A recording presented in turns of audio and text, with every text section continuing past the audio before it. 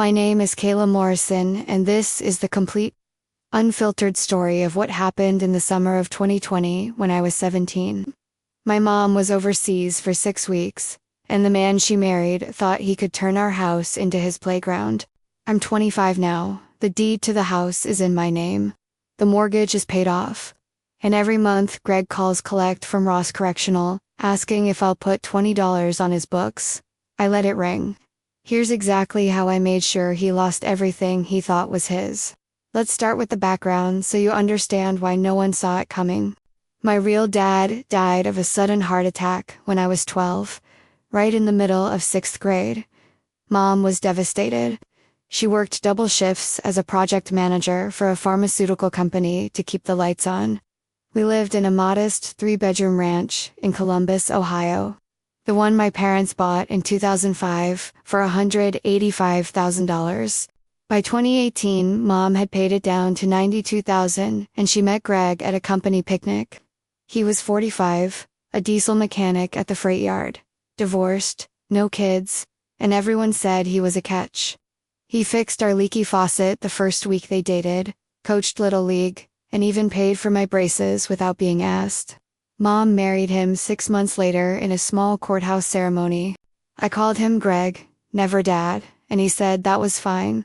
For 2 years everything was normal. He'd grill steaks on Sundays, drive me to swim practice at the YMCA, and wave from the bleachers like any other step-parent. The trouble started in June 2020.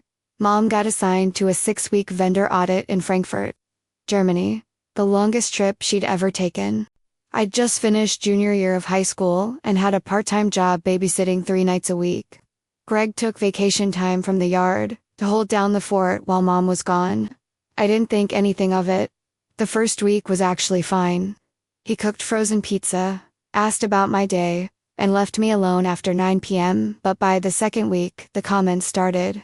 I'd come downstairs in the morning wearing my usual sleep shorts and tank top, the same thing I'd worn around the house since I was 14, and Greg would look up from his coffee and say things like, "Getting harder to remember you're still in high school, Kayla, or house feels different with just us guys, doesn't it?"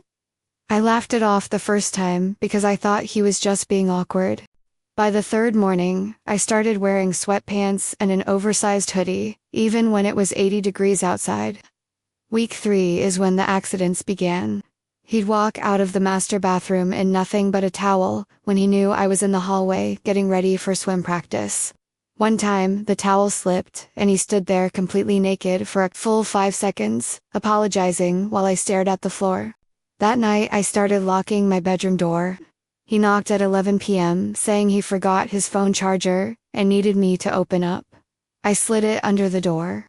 10 minutes later, I got a text from the living room. "You don't have to be scared of me, Kayla. We're family now." I showed it to my best friend Mia the next day at the pool. She told me to start documenting everything because this wasn't normal. That's when we made a plan. Mia's older brother Alex was home from Ohio State and had an old Nanny cam, tiny, motion activated, connects to Wi-Fi. We installed it inside the hallway, smoke detector, on Saturday morning while Greg was at the gym. I used my babysitting money to buy a second one for the living room and hid it behind a stack of Mom's decorative books on the shelf. I created a private Google Drive folder labeled Evidence and started saving screenshots of every text, every timestamp, every weird moment. I also turned on voice memos on my phone and kept it in my pocket whenever I left my room. The real escalation happened on Friday, July 10th. Mom FaceTimed from her hotel in Frankfurt. She looked exhausted but proud because she'd just closed a huge contract.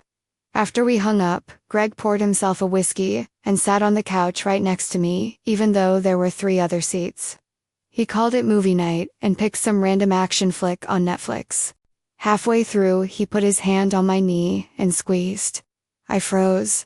He left it there and said, "Your mom's gone another 3 weeks. Nobody has to know if we keep each other company. You're turning into a beautiful woman, Kayla." I stood up so fast, the popcorn bowl flipped onto the carpet. I told him I was 17, and he just smiled and said, "Old enough to know what feels good." I ran upstairs, locked the door, and texted Mia the play-by-play. She told me to call the police. I was shaking too hard. Instead, I uploaded the living room camera footage to the drive. It caught everything. His hand, his words, my voice cracking when I said my age. The next morning, I told Greg I was sleeping over at Mia's. I didn't. I stayed in my room with the door locked and the dresser pushed against it. He knocked 3 times that night. The hallway camera recorded him standing outside my door for 9 minutes, whispering things like, "You're overreacting, and we could have fun if you'd just relax." On Sunday, he cornered me in the kitchen while I was making cereal.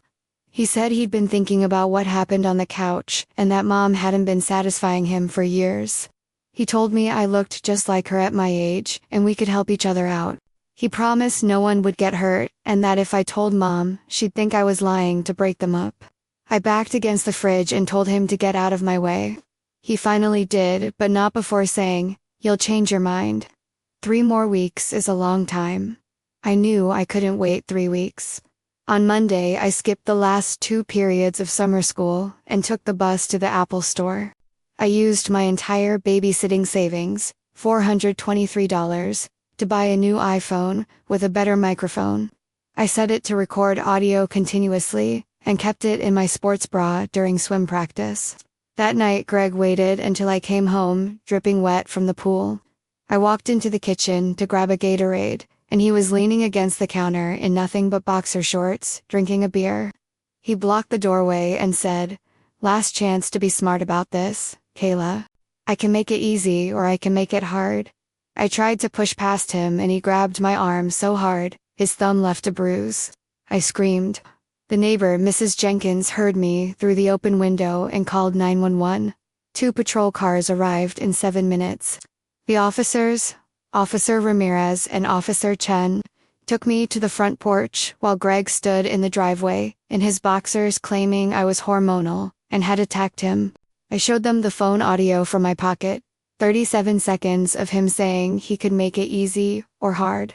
I pulled up the nanny cam footage on my laptop, the living room couch incident, the hallway whispering, all of it. Officer Ramirez asked if I wanted to press charges. I said yes. They cuffed Greg right there on the lawn. Mrs. Jenkins watched from her porch and gave a statement about hearing me scream. They took my phone, the cameras, and my laptop as evidence. Greg spent the night in county lockup. Mom landed at Port Columbus on July 31st. I'd arranged for Mia's mom to pick her up because I couldn't drive yet. I met her at the door with a printed folder of every piece of evidence plus the police report. She read it in the kitchen, face going white, then red, then white again. She called Greg's sister to confirm he was still in jail. Then she sat on the floor and cried for an hour. I didn't hug her. I was too numb. The next day, she hired a divorce attorney, the same one who'd handled her coworker's messy split. Greg was charged with attempted sexual battery of a minor, assault, and child endangerment. Bail was set at $50,000. His brother posted it. He was released with an ankle monitor and a no-contact order. The trial was in November 2020. Greg's public defender tried to paint me as a troubled teen acting out for attention. They brought up my B in algebra, and the fact I'd skipped swim practice twice. The prosecutor played the videos in open court. The jury, 6 women, 6 men, watched Greg on the living room couch, heard his voice through the hallway camera, saw the bruise on my arm in high-definition photos. Mom testified that their sex life was fine and that Greg had never mentioned any problems. Mrs. Jenkins testified about the scream. The jury deliberated for 2 hours and came back guilty on all counts. Sentence, 12 years, no early parole for the first 8. The judge looked Greg in the eye and said, "You abused a position of trust in the worst way possible." While Greg was awaiting trial, Mom filed for divorce. Ohio is a no-fault state, but the criminal conviction made property division easy. The house was in Mom's name only. Dad had put it that way when he bought it. Greg had been paying half the mortgage for 2 years, but had no legal claim. Mom transferred the deed to me the day I turned 18 in March 2021, a month before graduation. She moved to a one-bedroom apartment downtown and gave me the house free and clear. She said it was the least she could do after bringing him into our lives. I finished high school online because the story was all over the local news. I worked part-time at the YMCA, teaching swim lessons, and saved every penny. By 2022, I enrolled at Columbus State Community College for Business Administration. I paid off the remaining $23,000 mortgage with Greg's restitution checks. The court ordered him to pay $200 a month for 10 years. I graduated with honors in 2024 and got a job as an administrative coordinator at a logistics company downtown, $48,000 a year plus benefits. I refinanced the house into my name only and turned the third bedroom into a home office. I adopted a rescue cat named Luna and started a vegetable garden in the backyard. Greg calls collect every third Thursday. The prison system lets inmates make one 15-minute call a month to approve numbers. I'm the only number he has. The first time he called, he cried and said he was sorry and that prison was changing him. I let him talk for 14 minutes, then hung up. Every month, since he asks for $20 on his commissary for snacks and soap. I never answer yes. I just say, "You made your choices, Greg," and hang up. The prison records the calls. I save them in the same Google Drive folder, just in case. Mom and I talk once a week. She's dating a nice accountant named Mark, who brings her flowers and has never met Greg. She paid for my therapy. 2 years, twice a month, until I could afford it myself. I forgave her for not seeing the signs, but I'll never forget how close I came to losing everything. Some nights I still check the locks twice and keep my phone on the nightstand.